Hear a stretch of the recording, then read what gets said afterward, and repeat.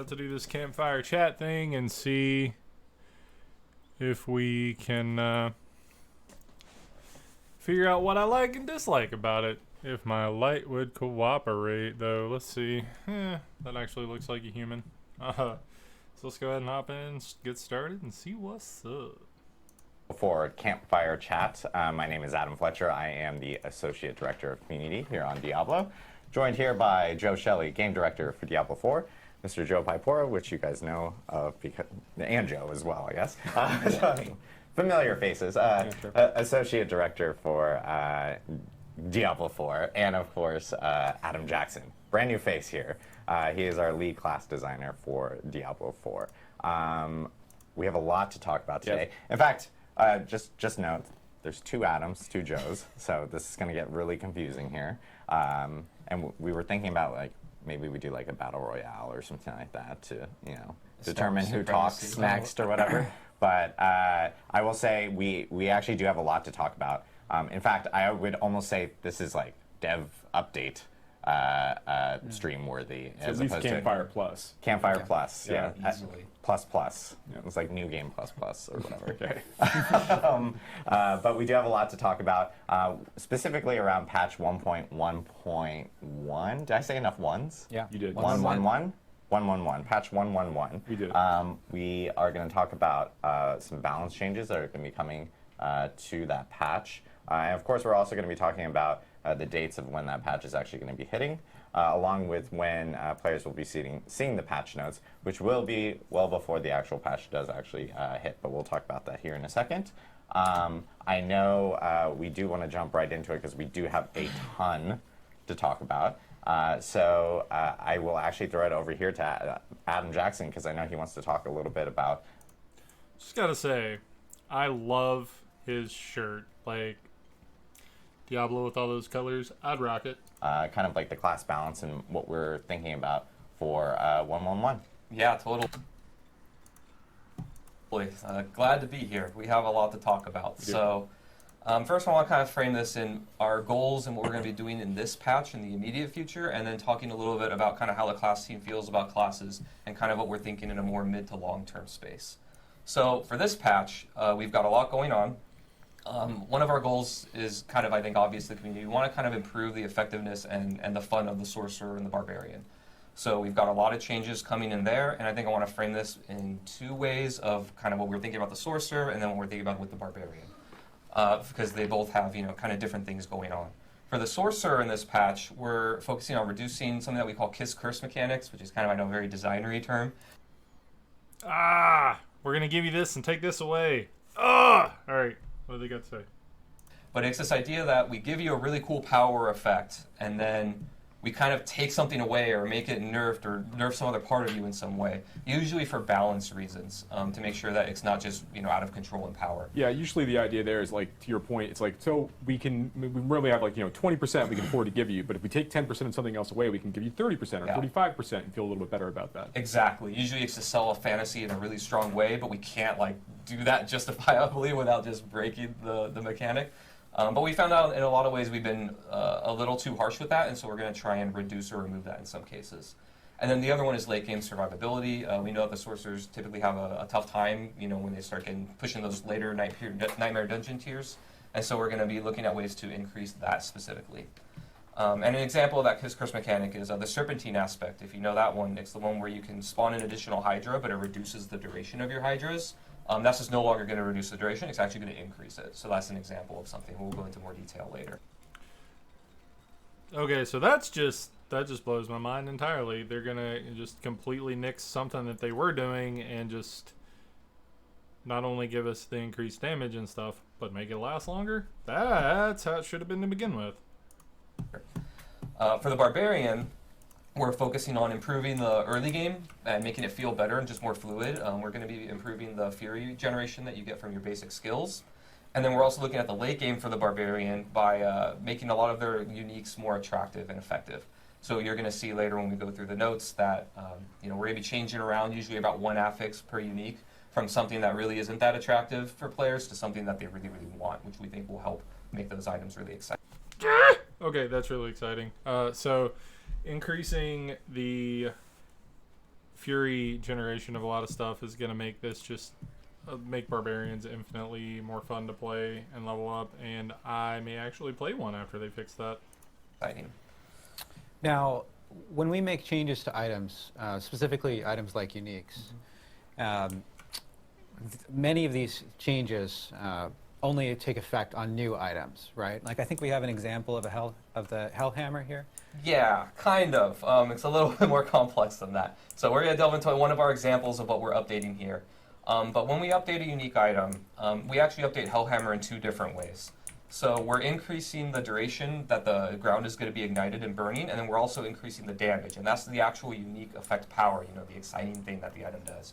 But you can see here on Hellhammer, we're also doing another change where we're actually granting you bonus critical strike damage and removing the bonus damage to crowd control enemies, right? So on the left, what you see here, when you log into the game, after this patch, the left version is what you're going to get. So you're not going to get the critical strike damage change where the actual item affix there, the rule changed, but you are going to get the updates to the upheaval, lasting longer and doing more damage. On the right, when you find your new items after the patch, you're going to get the new affixes, the new rules and things on the item. All right, that's really cool to begin with. Like, that's going to be really fun to see. That almost makes some of these worth picking up. I'm excited for that, for sure. So new versions of these items will have all of the buffs we're talking about. New versions will have everything new, and the old versions will get the new stuff on the actual legendary effects, but then you won't have the new item stats on it. Got it. Thank you. Yeah, so going back to kind of other things that we're looking at. So that's the Sorcerer and the Barbarian, what we're focusing on. Then generally across all classes, we're doing a few other things as well. We're looking at builds that aren't really hitting a high enough power level, and we're going to be just buffing them and increasing the power of them, so they should feel better and be more competitive. We're also going to be looking at increasing the attractiveness of kind of uniques across the board. We're focusing on Sorcerer and Barbarian for this patch, but we actually believe that we can do this kind of thing across the board. There's a lot of uniques that we think aren't really hitting the mark. It's something that's kind of a tough thing that we talk about a lot on the team, because the roles and the things that the uniques have as far as their item power are all fixed, right? They can't re-roll different stats all over the place. So we could very easily just make all uniques really good by putting all the best stats on the items, right? That's an easy thing to do for us. But we kind of have a push and pull there where we don't want to just make all of them clearly the best items in the game because they have all the best stats and they have really good powers. We want there to be something that's really unique and attractive about them, and you have to kind of think of how you're going to fit these into your character's build. But we think that we are just not hitting the mark on a lot of them, so we're boosting them a little bit and then just kind of seeing how that goes. Next, we're going to be looking at opening up build-specific designs to be more widely useful. So there's a lot of effects on legendary powers and in other places where this effect only works in a very narrow use case, like only on a single skill or a single group of skills, or we're using a certain proc to get it. And in many cases, we're just going to open that up to be more widely usable so that players can actually use them in more different builds or different ways. One example of this that we'll go over later is Chain Lightning's upgrade, Greater Chain Lightning. Currently, it gives you the bounces of Chain Lightning do bonus damage when it bounces off of you. And we're going to change that so that it just does bonus damage when it bounces off of anything. Okay, that's really cool. It's just going to be a flat, let's bounce and do the things, which is, that's pretty sick. Can confirm. I'm excited about that for sure. Because that was one of the more fun ways to play it and made it a lot better when you were like fighting a boss. It made the damage go up. But now, yeah, that's awesome. So instead of being kind of a narrow use case where you're only using it like on a boss or a single target enemy and getting value, you'll just get it a lot more often now. Yeah, it feels like a much better lightning range skill now in that way. It's easier for me to clear packs. So it's good. I like that. Yeah, totally. So that's kind of what we're looking at for this patch. Okay, so we talked last week about sort of our things that we want to do, like going forward in the game, other things we want to do. Not all of that stuff is in this patch. Yeah, right? no, we have a lot of talks on our team. We have a lot of things that we're thinking about and going on. I thought it'd be really good also to kind of talk a little bit about how we feel about more longer term goals and things about the game. So these aren't coming in this patch, but things that we're thinking about that'll come in the future that the team's kind of focus on. The first one is kind of finding ways to bring different types of damage closer together. As I'm sure many of you in the community know, vulnerable and crit are really, really strong right now. Kind of a lot of the meta is about, you make an enemy vulnerable and then you do bonus damage to them and then you stack as much crit strike chance and crit damage as you can and then you blow them up, right? Our game actually was foundationally made with other types of builds that aren't only those in mind, right? We have like damage over time or dot damage, things like Firewall or Shadow Necro does a lot of this. We also have Overpower as a mechanic in our game, and these other different ways to build your character, we want them to have parity with, vulnerable and crit damage. So we're going to be trying to find, our goal is to find a way, and we're working on it right now, that all those different ways of dealing damage have a lot of parity. So no matter if you're an Overpower build or a crit build or a damage over time build, you'll be relatively equal in power to all of the other different types of ways to play. I think that's a really good thing to take into consideration is like for the longest time, since release, it's been vulnerable crit, right? Like that's all that's even been worth doing. So the fact that they're going to make it, because I think Overpower is cool. You have a really low chance to do it, but like you get some really insane multipliers, and then you can make a build where every this many seconds you get a guaranteed overpower, every this many that's you get to do this with this thing, and I think that is going to make things a lot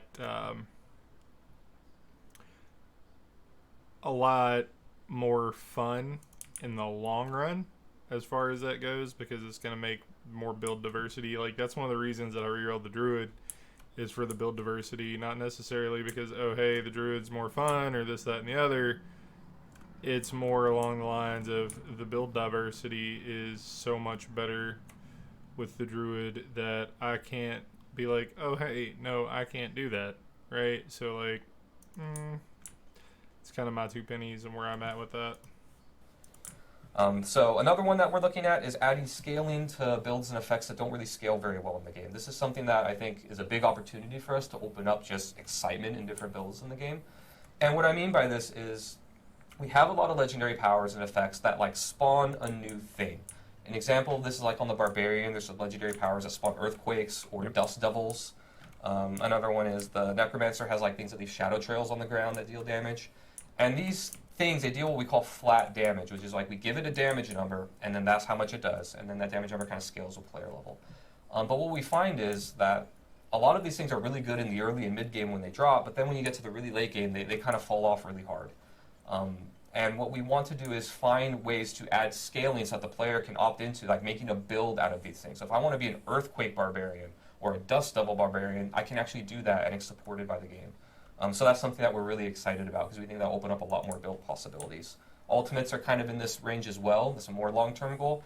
But similarly, a lot of ultimates are really strong in the early and mid game. You take it, it blows up the screen, feels great. And then in the late game, a lot of ultimates that we see that are just used because they buff the player in some way. Yeah, they don't blow up the screen the same way anymore. Yeah, right. I want you to be excited to use Bone Storm because Bone Storm is awesome, not because it gives you a buff, right? Or Grizzly Rage or other ones, right? So that's kind of something that we're thinking about in the mid to long term to make the game kind of open up and have more builds available. So we've been talking here a little bit about sort of our philosophy here. We're about to get into patch notes. We're about to talk about Sorcerer.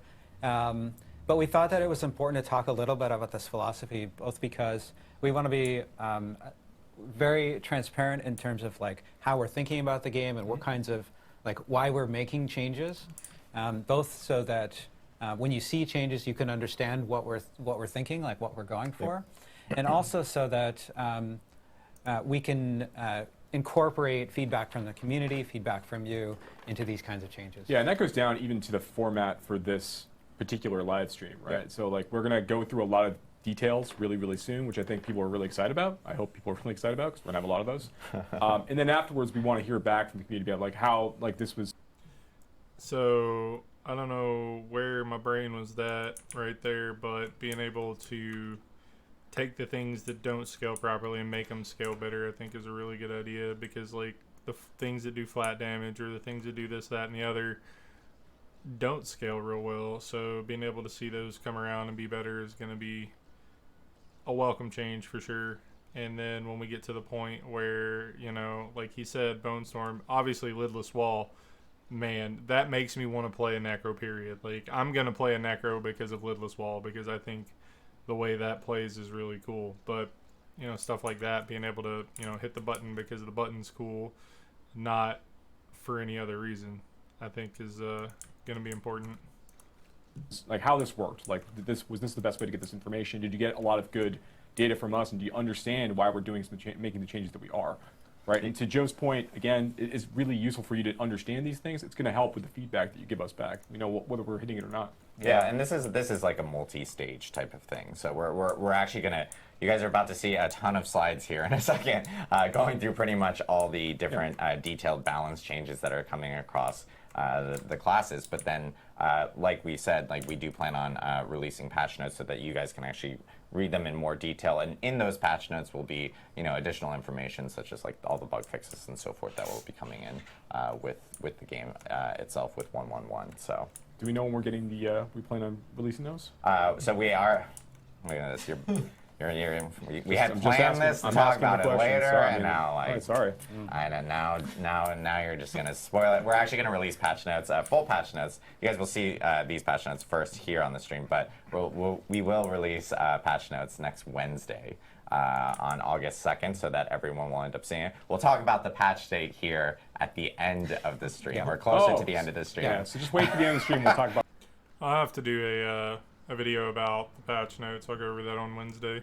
When that's going to go out. But what we do want to do is we do want to jump straight into the balance changes and so forth. Yeah. And we do want to start off with the sorcerers. So we have a lot of different slides and changes here that we do want to detail. So Adam, I know, wants to go through them all. Yeah, totally. So I think what I'll do is just give you a few moments to look at the screen and kind of see what we're doing, and then.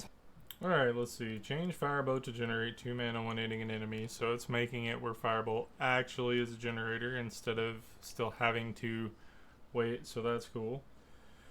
Enhance Fireball. Change casting Fireball increases its radius by 50%. Okay, that's interesting, to say the least. So that's neat. Very cool. Changing Fireball's critical strike damage by 20%. It's increased at 30% if it hits 3 or more. Okay, that's neat. Chain Lightning, Greater Chain Lightning. Each Chain Lightning bounces, deals extra damage. Very cool. Destructive Chain Lightning changes from cat. Okay. Those all seem really good to me. Let's see what they got to say about it. Talk high level about some of the bigger changes here. So Flickering Firebolt is one we're changing Firebolt to basically just generate mana when you hit an enemy. Before it was only generated when you hit a burning enemy. So when you would just try and cast Firebolt, without doing anything else, you would just always miss the first hit of getting the mana, which felt bad a lot. That always felt bad. Yeah, it says negative feedback loop, so we're just going to make it feel nicer. You still feel nice about burning things and piercing, but you just get it more often. Probably another big one here is the Greater Chain Lightning change I talked about, where every time that it bounces, the next hit would deal damage rather than only bouncing off of you. And then we're also buffing the other choice for Destructive Chain Lightning, so you get more crackling energies. Next one, let's go to the passives. These are all the key passives at the bottom of the skill tree. Okay, so 50% more damage bonus from Veer's Mastery. That's insane. Asu's Ferocity. Okay, so when hitting a boss, instead of just hitting the big groups of mobs, change your burning effects to deal 20% increased damage. Whoa! Okay, that's awesome. Okay, so just flat extra damage. Oh, man. Yes! Combustion is going to be sick! Isu's Ferocity is a big one. You're going to see a lot of these kinds of changes where it used to work kind of in a more narrow use case, and now it works in a case that it didn't, so that's just generically good. This one, it used to not really work on bosses very well. You had to kill enemies by critting them to get the bonus, and now you can also get it during boss fights by just hitting the boss and critting them. So you'll just have uptime and usefulness in a part of the game that it didn't before. Next, for Paragon, we're going to talk, let's see, we've got, these are... Casting Fireball increases your okay. Okay, so 10% more from Searing Heat. 50% more from Ceaseless Conduit. That's pretty cool. Per 20 intelligence. That's insane. Damage reduction increased by 50% on that glyph. Territorial damage reduction. Wow. Warding rare glyph. Damage reduction almost double. Holy Keeper Flames rare node damage reduction increased by 20%. Bonus reduction increased from 4 to 5%. Okay, wow. A lot of the defensive changes that we talked about. So you've got some damage reduction increases to a lot of the glyphs and nodes across the board. Again, we're targeting that late game survivability for the sorcerer. Another one that kind of opens up more ways to play and just makes it more usable is the Searing Heat Legendary node. This one is when you cast Fireball or Meteor, now it just increases your crit strike chance across the board for 5 seconds, so you can get that crit strike and use it on any of your skills rather than only on them. Yeah, damage reduction is actually like extremely strong in Yes. Diablo 4. It's really, really good. Yeah. So these things should be pretty impactful. Yep. We can go next one. All right, so here we've got some more Paragon nodes. Again, damage reduction across the board. Keep in mind that also on some of the rare nodes you can see them twice in a board rather than only once for the glyphs. So that means that this is actually like doubled if you go for both of them. Oh, wow. And then we're also increasing the maximum life bonus on a couple of nodes. Again, just targeting that late game survivability. And now legendary, so there's a lot to chew on here. There's So- your first one, Serpentine. Yep, there it is. That's one we talked about. 1 additional Hydra. Hydra's duration is increased. Now affects Hydra's enchantment. Okay, that's awesome. Okay, increased that by 10 more %. Wow, straight double that one. Bonus burning damage increased from 30 to 40 to 60 to 80. Aspect of 3 curses change the increased critical strike, meteor, and fireball by 20 to 40%. Double this. Wow, that's awesome. Bonus movement speed increased from 4 to 6 seconds. Okay. Gravitational aspect. Changed ball lightning orbits around you, deal increased damage. That's awesome. Before. So now you can have a Hydra active, and instead of the duration being decreased, it's actually going to be increased. Next, we've got some, again, damage buff numbers to things that are underperforming. Aspect of 3 curses is one that I'm particularly excited about. Before, this one used to be that it only increased your crit damage of meteor only and only against healthy enemies. So it was 1 skill and only healthy enemies. Now it's going to work on meteor and fireball, and you get half of the bonus all the time, and then an extra bonus against healthy enemies. So now you can use this in builds that you weren't able to at all before. The next one is pretty good, is gravitational aspects. This one was it used to reduce your damage in exchange for the lightnings orbiting around you. Now we're going to increase it. So again, that's a pretty big swing in power. Next, we've got recharging aspect. This one was kind of similar to the change that we did to chain lightning to that bonus baseline. It used to only give you mana when it bounced off of you. Now it's going to give you mana when it bounces off of everything. So again, a lot more usable. And in combination with that Unbroken Tether, I think Chain Lightning players are going to be eating pretty this patch. We're also increasing the bonuses of Chain Lightning that you get when that proc happens. So lots of Chain Lightning bounces. They give you lots of things. Should be really fun. We're also putting a new legendary into the game. This is the Mage Lord's aspect. This one makes your Veer's Mastery Key passive, the damage reduction there, be increased by quite a bit so that you can survive when you're in that melee range. And let me see here. Some Snow Veiled aspect is getting a pretty big generic buff, where before it just gave you Unstoppable when you used Frost Armor. I think it's gotta be Frost Armor. But now it also gives you bonus armor when you use it as well, just generally more useful. Incendiary aspect terrifies me, but we're doing it. This one used to be that it procced off of all of your burning damage. So your burning damage could give you mana, and now it's going to just do it off of your pyromancy skills damage. So this opens up meteor, fire. That is going to be insane. That's going to be so much mana all the time. That is going to be nuts. I'm looking forward to that. Fireball, all of those other skills that aren't really fireball. I think that's good for that one. And then for uniques, we've got the Gloves of the Illuminator. This is the one where your fireballs bounce and deal AoE damage. Before, when you got this, it was kind of in a very weird place where the bounces could do it pretty often in such a way where you'd only hit an enemy once with a bounce. And we have to put this damage penalty on it because, you can hit enemies multiple times with it, and it's AoE, and gives you a bunch of procs of all of your stuff, so it's really, really strong. But because you could only hit an enemy once, a lot of times this was just a damage nerf for your character. Yeah, you'd bounce it one time on a monster, and that was that. And now you got nerfed for getting unique, right? That's that never right. feels good. So we reduced the distance that it bounces a little bit, so it should be more easier to consistently hit an enemy twice. And then we also reduced that damage penalty, so now no matter what, if you hit an enemy twice, it's a damage bonus. And then we also replaced one of its affixes from damage to stunned to lucky hit to restore resource. And since this thing, bounces and hits enemies a lot of time, the lucky hit procs are very powerful with this. So we think this will be a lot more attractive for players. All right, moving on to the Barbarian. So, like I said before, we're increasing the Fury generation of all of those basic skills. So you're just going to get more Fury in the early game so that you can, do that basic core skill loop a little more often. So it should be more fun. Double swings gain a damage buff. Ruptures gain a damage buff. Charges gain a damage buff. And one of the enhancements is increasing that vulnerable duration. So it should hopefully be more attractive. One thing I do want to note is even on if we go back to the other slide, Sure. a lot of people are going Fury gain 11 to 13 and 10 to 13, and they're always noting well, that doesn't feel like a big number and so forth. But I think players, by percentage, it's really big. Yeah, by percentage, it also it's actually scales really with a big. whole lot of other stuff. It gets spooky when we do too much in a percent wise. Exactly. So I think because of how everything works in our game. I think people are. Yeah, that's something you got to consider when it comes to this. Those are huge gains. 30%, 27%, 20%, 50%. Those are huge gains. So don't underestimate how big of a difference that's going to make.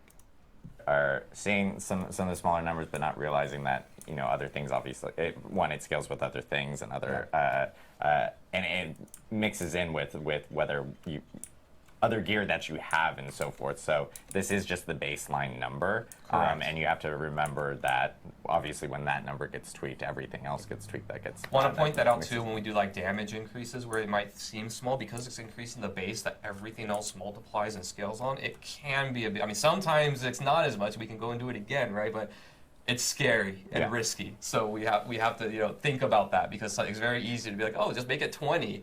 And now, late game, you're just bashing once and then getting all your Fury back or something, right? Right. So. All right, so Violent Upheaval. This one gives you Berserking, and it used to be that you had to damage 2 or more enemies or 3 or more enemies to get a better buff, and now we're adding bosses to that. So when you're in a boss fight, you're just going to be able to get and chain that Berserking. Again, making it usable in a part of the game where it didn't used to be. We've also got Gushing That's awesome. That's going to make a huge difference because it gives you a lot of damage. Wounds is one I think worth calling out. This is the key passive. We're increasing the scaling of your bleed to crit damage, and then also your bleed damage when you overpower an enemy is going up significantly. Yeah, that's huge. Yeah, so now when you overpower and get that AoE blood burst, it's actually going to do quite a bit of chunky damage, we're hoping. Walking Arsenal is another one worth calling out here. We heard some feedback that it's really hard to keep up all 3 of your weapon types when you're doing Walking Arsenal. Usually 2 is fairly easy. You can have a basic and a core that are different weapons, but getting that 3rd one to consistently happen, especially if you're using a cooldown skill like Charge or Leap or something like that, it can be hard to maintain that. So we're just increasing it to make it more forgiving, which should also increase all of those legendaries and other powers and uniques and stuff. That was possible for me when I had Deathblow charges, but whenever I was only running 1 Deathblow charge at a time, that build just didn't really come Deathblow's online. probably one of the more one of the easier ones to get, and even then it can be a little hard, right? Yeah, for sure. This is great. It opens up a lot. Yeah. So next, let's talk legendaries. Let me see. One of them, the aspect of Unrelenting Fury here, is one worth calling out, where again, you're going to get a benefit when hitting bosses, so now it's useful in a part of the game that it wasn't used in at all. Another one is the aspect of, or 2 Earthquake aspects there at the bottom, Bulkathos and Earthquake. We're increasing the amount of damage reduction and damage bonus, so if you want to do that Earthquake build, like I said before, we want those Earthquakes to do damage and be meaningful, but in the meantime, while you're standing in them, those buffs on you are going to be a little bit more powerful, so hopefully we can incentivize people to go through that fantasy. All right, next, so uniques. We've got a lot of stuff here with Barbarian uniques. Again, the high-level goal here is we're generally improving just the base thing the unique does, and then Everything is getting buffed across the board. This is insane. I'm loving this. also trying to replace an item stat that wasn't very attractive or not as attractive with one that we know players really, really like to make these meaningful for them. So Fields of Crimson, this is the one where you do blood pools when you rupture enemies. We're increasing the damage. We're increasing the damage that enemies take standing in pools, which is a pretty big buff. And then we're also changing the rupture cooldown reduction with bonus crit strike damage. And again, combine that with the bonus in the key passive where the from bleed 11 to damage, 70, right? where that scales better. That'll just be quite a bit more damage across That's awesome. the board.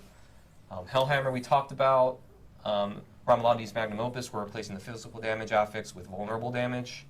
100,000 steps, the base affix of the boots, we're replacing the evade cooldown affix with just more evade charges.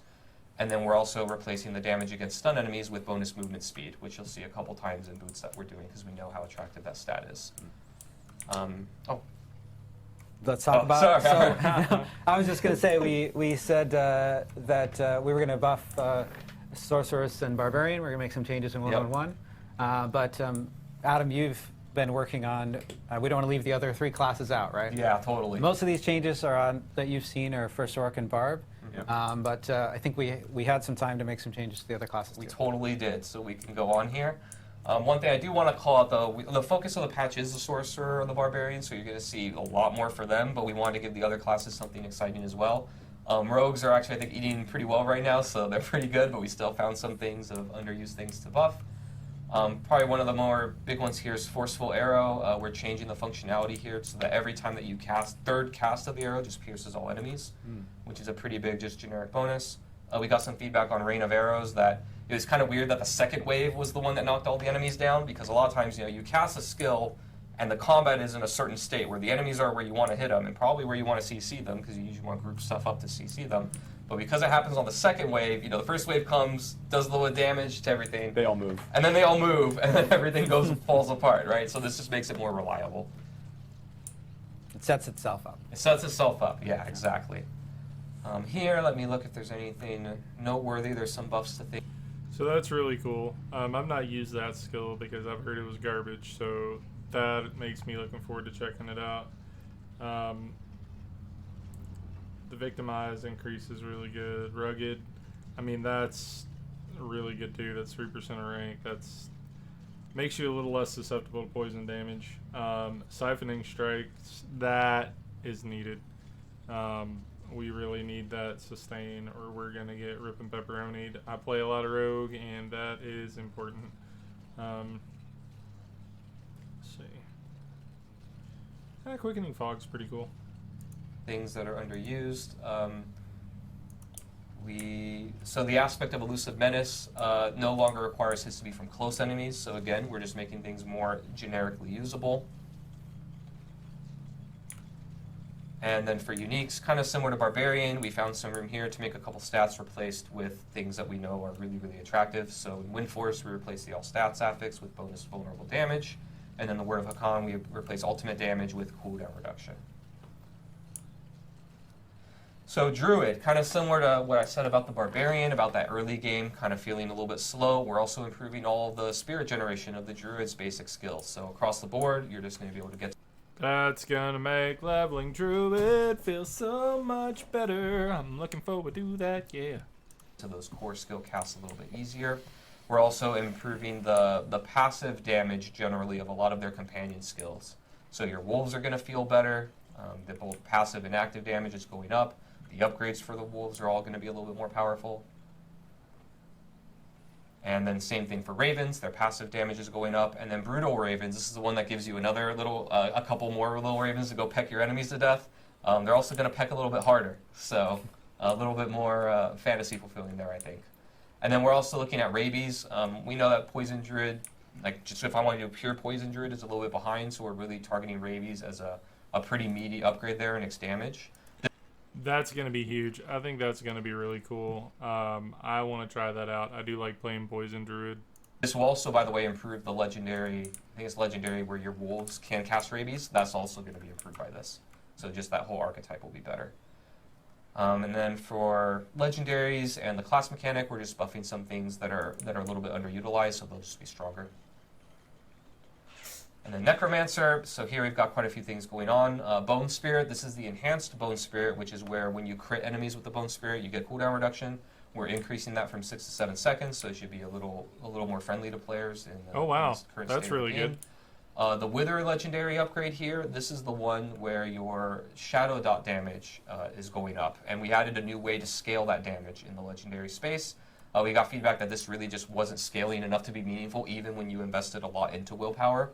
So now you're just going to get a lot more bang for your buck. You're going to do, the requirement is less, so you're going to get more procs of the increase to your damage and chance to proc that damage, Okay. and then also just your bonus damage straight up is going to be better. So That's the really Shadow good. builds should be a lot better.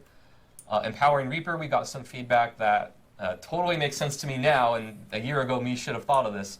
But the way that this used to work was Sever would spawn a pool of blight under enemies, and the chance was based on you critting them. So the idea was you would create a crit build, and then you turn your crit into these pools of damage, right? That sounds kind of cool. But it turns out, crit doesn't work with dots at all. So that pool doesn't get scaled with the way that you make the pool. So it just Yeah, so you were getting punished and rewarded for using doesn't work crit, and it was just not good. design-wise. I take the blame for that. But now we're changing it, so you just have to damage enemies to spawn those pools of light. So now this can actually be more friendly to dot builds. And then aspect of Explosive Flesh. This one used to have the same effect, but only when hitting vulnerable enemies with bone skills. So now you can just get we have a new resource mechanic for all the Necromancer specs that aren't bone. And then here, let me see, probably one of the big ones to call it, even though it's just a number buff, is Aspect of Torment. That Essence Regeneration was just woefully undertuned, so we increase it pretty significantly. Hulking Aspects, this one I'm hoping gets to see more play. This used to be a resource legendary, which looking at it now was a little weird because it doesn't actually give you resource, it's just cooldown reduction on the Golem skill. So we're going to move that to a utility. So now you can put this like on your boots and other places that you didn't have to, and it doesn't have to take that prime ring slot to use this legendary. And then we're also updating the effect. That is awesome. That's going to be amazing. So yeah, getting that cooldown is going to be very cool. I really do like the Golem, so that's going to be fun to see how that goes. A little bit to be stronger. And then for uniques, kind of similar to what I said before, the Greaves of the Empty Tomb. We're changing the bonus intelligence affix to be replaced with bonus move speed, which I know is particularly attractive for Necromancer players. Yeah, mobility for Oh, necromancers. yeah, well, Necromancers, they may want mobility a little bit. I heard Usually from some the people. slower individuals in the group. So Yeah, helping them out a little bit. Here, this is a monster change, but it impacts minions really, so Necromancer and Druid. But these attacks now from the Balrog and some elite affixes are going to be dealing reduced damage to Necromancer minions and Druid companions, so your pets will just die less often to these things. And then now we got some of our generic updates. We only have a couple of them. The first one is to a Malignant Heart. This is the Caged Heart of Spellbreaking. And this one used to say that when you took elemental damage, you gained damage resistance to that element, right? It was thematic to reducing only that element. But we found that was really, really narrow. Again, trying to open things up so it's not so narrowly useful that you're not going to ever take it. So now it's just going to give you just generic damage reduction when you take elemental damage. Very cool. Very cool. And then our last one here for item updates is Temerity. So we got a lot of feedback on this one. It's funny because when we launched the game, we thought that this item was crazy and going to be really, really good. But then we realized due to the stats on it that it just wasn't hitting the attractiveness that we wanted. So even though this terrifies me, we're going to bump it up and see how it goes. But we're going to replace the all stats affix with bonus max life. Oh my gosh. The barrier is now also going to be scaling with your maximum life. Wow. And it'll probably be working with other barrier legendary. That is going to be insane. I cannot wait. That is going to be nuts. Where you need a barrier to do certain procs and things. This will not proc with that as well. So we think this is going to be a pretty big buff to this item, and hopefully we'll see it in your max life and increase healing builds.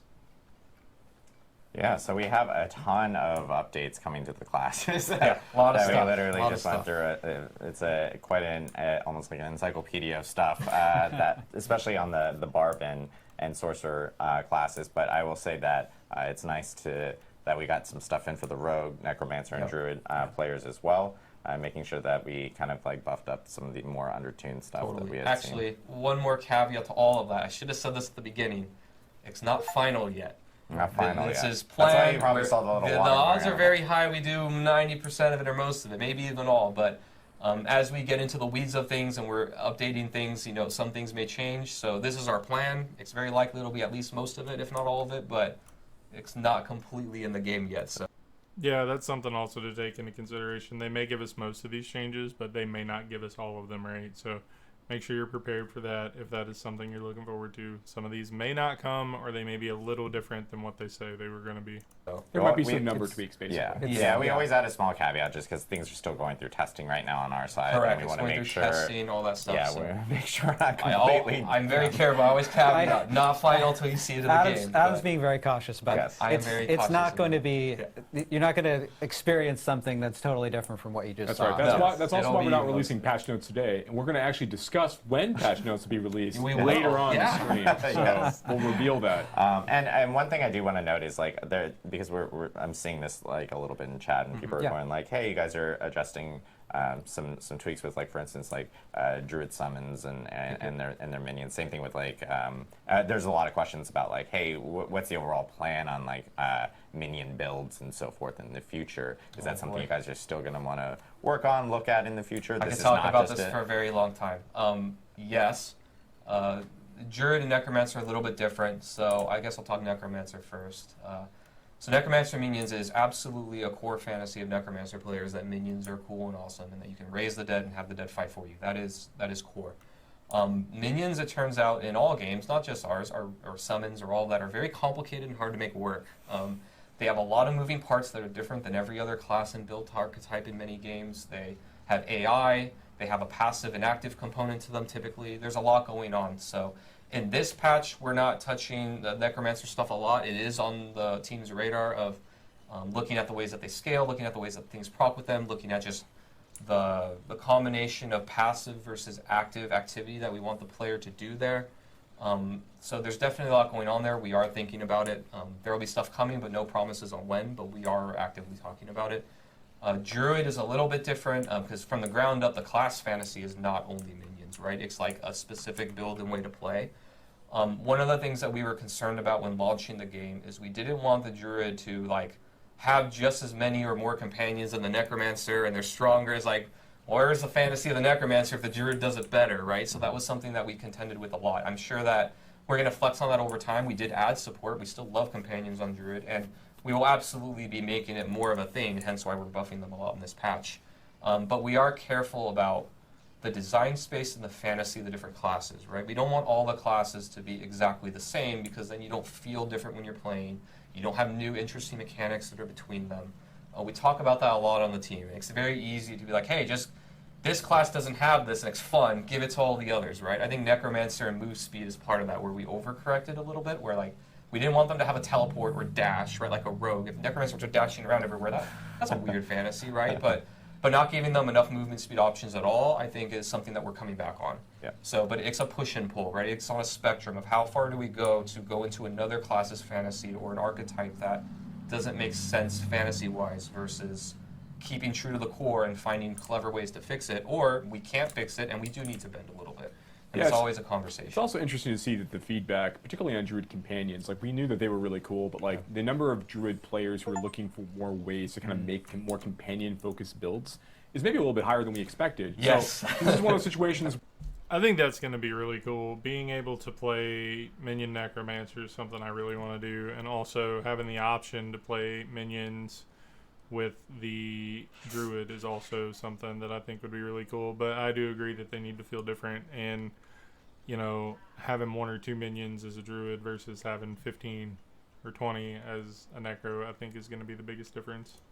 Where like kind of in response to the fact that players are really hoping, like Druid players are looking to go after this fantasy of like I am the master of the animal kingdom and I'm going to have all these and nature, right? I'm going to have all these buddies with me. I think it's kind of like moving our hand a little bit. It's like, oh yeah, actually there is something really cool here. There is fantasy here for us to really latch onto and more that we can do. But to Adam's Absolutely. point, it's still very important we make sure that the Necromancer feels distinct and the Druid feels distinct after these changes go in. Correct. It's the eternal struggle for us on class design. Sure. Yeah. We also have a lot of like quality of life items that we wanted to talk about that we actually kind of hit on last week Yeah. Oh, sure. when we were talking on the Campfire chat that would be coming in 1.1.1. And I know we wanted to talk a little bit more about those here. I know we have some changes coming for like monster density, for instance. Yeah, I want to talk about monster density. So we've said a few times now that we're going to increase monster density in Nightmare Dungeons and Helltides. These changes are in 1.1.1, like we said last week. And I think we have an image of an example of a Nightmare Dungeon that. the This is how it is today. Yeah. If you go into Nostravus Deepwood, of course, monsters are going to not be exactly like this, but this is an example of it. And then in 1.1.1, it's going to change, so you can see a lot more monsters here. Wow. It is. Okay, that makes me happy. That's going to make XP farming easier. That's going to make the dungeons more fun. That's going to give us more loot. That's really cool. That is a great change. And this is really going back to, we talked about our mission statement for the live game of after you've achieved your build, being able to go in and mow down large numbers of enemies, deal with large numbers of enemies. That's sort of a core part of an ARPG that we want to make sure that we're delivering, especially in the end game content. So that's how to look for Nightmare Dungeons. On Helltide, we've been doing the same thing, increasing density. As I said last week, there are some areas of Helltide that are highly dense, and we want to make sure that all of our players across all of the different platforms that we support can enjoy this increased density, so it's not just the people with the absolute top-end equipment. So we've also been making sure that as we bump up these densities, that we're doing it in a way that performance stays reasonable. So you can actually, like, if we bump up density and then the game turns into a slideshow, we didn't actually make the game more fun. Even though there are a lot of monsters, so it needs to stay performant at the same time. So we've been working on that at the same time so that we can really hit that target. Makes a good point there. Like, being able to balance it where people on next-gen consoles can get the same experience as people on high-end PCs, like, that's a struggle. That's going to be tough for them to figure out. And this is something too that, when 1.1 comes, 1.1. 1.1.1. We gotta have like Triple one. We gotta have a different name for these patch notes. For these patches, it's fine. It's fine. When that comes out, we're going to be looking at the density there and seeing how close it comes to this mission statement, this goal, right? And if it's not hitting this goal, then we're going to keep working toward that goal. So we really want to make sure that it's capturing that fantasy of mowing down hordes of enemies. Yeah, it's a great goal for us to line ourselves around too, right? So once we're able to capture more data from players on live, we can see how players with different like PC specs are able to interact with some of these spaces. It's going to continue to inform us and let us do more and more double down some of these decisions as we go. It's like I just said that. And then I know we have some changes coming in regards to bosses and so forth as well. That's right. So we didn't talk about this last week, but we have gotten a lot of feedback before about the about players, particularly like in World Tiers 3 and 4, fighting like dungeon bosses and world bosses, and being able to go in there with their enhanced power. Now they've got like some uniques online. Their build has really come online, and they've got like a lot of like damage to vulnerable targets. Like they're mowing through some of these bosses faster than we expect, right? So, or rather, fast enough that's not really challenging and not really engaging. So we are boosting the health of bosses in World Tiers 3 and 4, at brackets as you're kind of going up the experience. But in exchange for this, in exchange for making some of these pieces just a little bit harder as players are going through them, we are also going to be making a change to the rewards that you get going through these. Yeah. So now, like after 1.1.1 goes live, dungeon bosses starting at level 35 even. So this is before you can get into World Tiers 3, 3, and 4. And then it's the so once you've done that, or once you've killed those, you're going to have a guaranteed legendary item drop in that space. Being able to get guaranteed legendaries is insanely good. I heard a couple of the different ones they're going to be working on, and that is obscenely good. I cannot wait for that to happen. That is going to be incredible to see. That is going to be incredible to play with. That is going to be fun to do in general. I am very much looking forward to seeing how that plays out. I'm also very much looking forward to the Goblin change, which I'm sure he's about to talk about, so let's let him roll. And that's going to carry up as well into World Tiers 3 and 4. When you complete a Legion event, that's going to also give you a guaranteed legendary drop starting at level 35. There's a chance before 35, but there's guaranteed at level 35 you're going to have one pop in. And then another Butcher has a 100% chance to drop a legendary as well, because he's a boss, of course. And then another really big one is we got, and this is funny. I did it. Please don't follow me on Twitter unless you really want to see a lot of nerdy stuff. But I did a Twitter poll a while ago where I basically just said what do you think is the chance at which a treasure goblin will drop a legendary item? And I said it was 10%, 25%, 40%, 50% with the 4 options. The majority of players voters, I should say, right, all selected 10% was the chance, and everybody had their own their feelings on it as they were kind of going through it. But the reality is at level, and I said level 50 treasure goblin as part of this. But the reality is they have a 50% chance to drop legendary items today, and that's going back to level 35. They've got a very, very high chance to drop legendary items, but. So what you're saying is sometimes I kill a treasure goblin and it doesn't drop a legendary item. That's correct. That's what I heard. That's exactly right. So basically, if you flip a quarter every 25 minutes, that's basically your chance to get a legendary item when you're fighting treasure goblins in the overworld. And it's very easy to have tails 5 times in a row, and then that's what happens to me every time. And as humans, we are 7 times more likely to remember a negative thing than a positive thing. So this is nothing wrong with rather there's nothing wrong with the player's perception of treasure goblins not feeling rewarding. You don't see them that frequently relative to other content types, and when you don't get a legendary item from something called a treasure goblin, that can feel bad. So what we decided to do is we've gone back and said, starting right at level 15 for treasure goblins, 15, they have a guaranteed legendary item drop chance when you kill one from that point forward. So now when you see treasure goblins in the map, you start hearing them snortling around in the corners of your screen.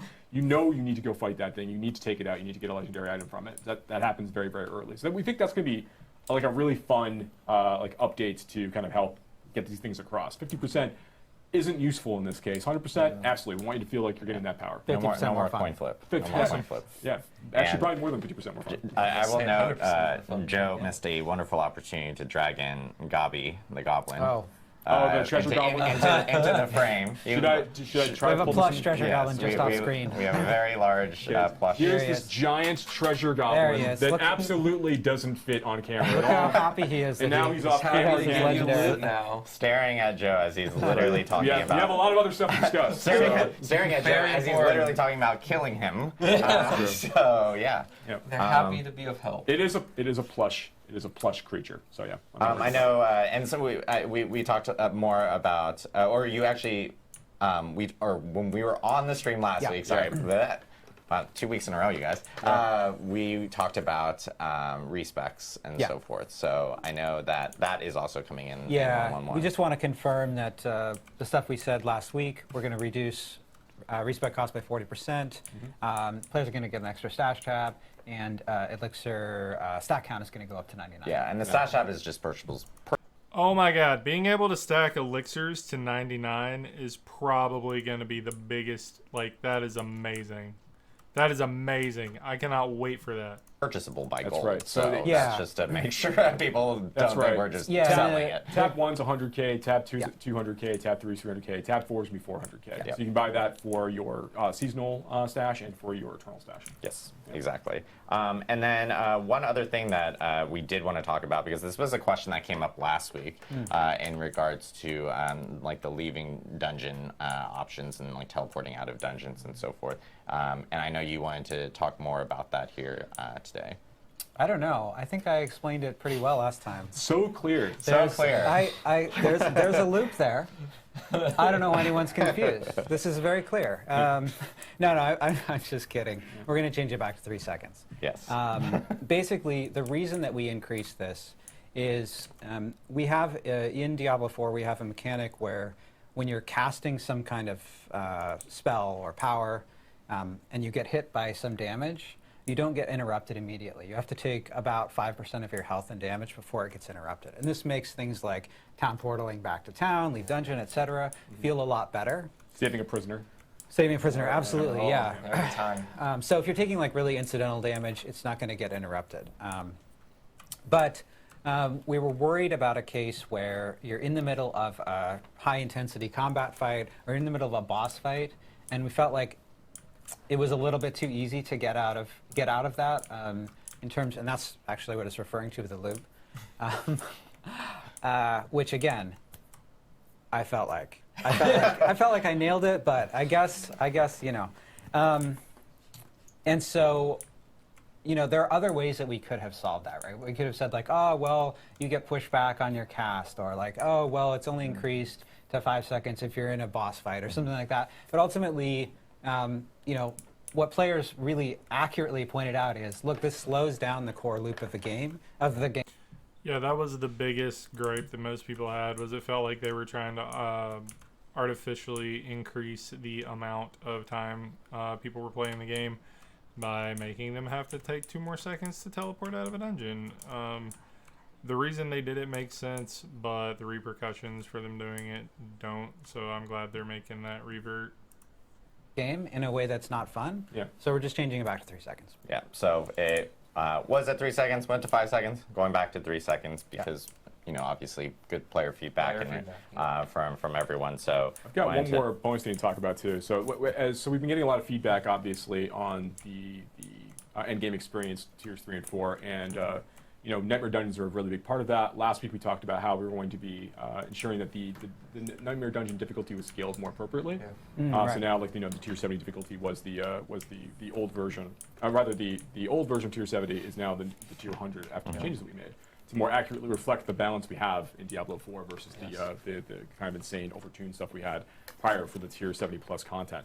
One other thing that we obviously are thinking about, like, you know, the scaling difficulty is one part of this, you know, but we also get plenty of feedback on some of the Nightmare Dungeon affixes themselves. And we know that some of these are sort of ones you're going to want to basically throw in the trash right away. So you're going to want to salvage these and get Citadel Dust immediately upon when some of these things kind of pop up. So a couple of the ones that we're actually going to be, for now, we're going to be removing a few of these as we think about reworking them or deciding what we want to do with them. But we're going to be taking these out in 1.1.1. They're not going to appear anymore. That is, so the first is Resource Drain. It's not going to be showing up in Nightmare Citadels anymore. Cold Enchanted is not going to be showing up in Nightmare Citadels anymore for a bit. And then Backstabber is being removed as well. Oh look, things that just get you killed because you can't kill the monsters. You get CC'd or you get one shot. Whoa! Imagine that. As part of 1.1.1. Now, this is not by any means an exhaustive list of the things we'd want to like adjust on the affix side. You know, there's lots more that we want to do to kind of improve this experience. This is just sort of like while we're in here beginning to look at these things, we know that these are problematic. We have adjustments we want to make anyway. We want to go ahead and pull these out and just make the experience better today for players. Yep. Cool. Awesome to hear. I know that a lot of players have been giving feedback about specific Nightmare Dungeon affixes and everything. So it's great that we've been able to jump on a few of the ones that we know are problematic with the community and kind of pull them out and reevaluate and see what we can end up doing with those. So we did, obviously we talked about the date for the patch notes beforehand. I don't know what you mean. But we do want to specify that we are going to be releasing patch notes, full patch notes next week. It's actually going to be on August 2nd next week on Wednesday. Again, I will go ahead and get a video out on the patch notes and go over it and like what the changes will mean for us and what it'll affect and how it'll be funner and etc. etc. So be looking forward to that. That's going to be fun. Today we'll be releasing full patch notes, and then 1.1.1 is going to be coming out on August 12th, which is Tuesday. So players will. Did I get those dates right? Yes. I'm doing this by memory. I'm doing it by memory. No idea. So. I've seen so many calendars in the last day. Tuesday after. Oh, sorry. It is no. I lied. It is August 8th. Yeah. See, this is dates. Everything's August 8th. Woo! That's very soon. I'm excited for that. August 8th. Sorry, August 2nd is when the patch notes will be coming out in full, and then August 8th is when the patch will actually hit. Sorry, I apologize. I've had a lot of dates in my head over the past couple of weeks. Sorry, so, we buffed the date. Yeah, buffed the date. That's just also like part of the patch notes.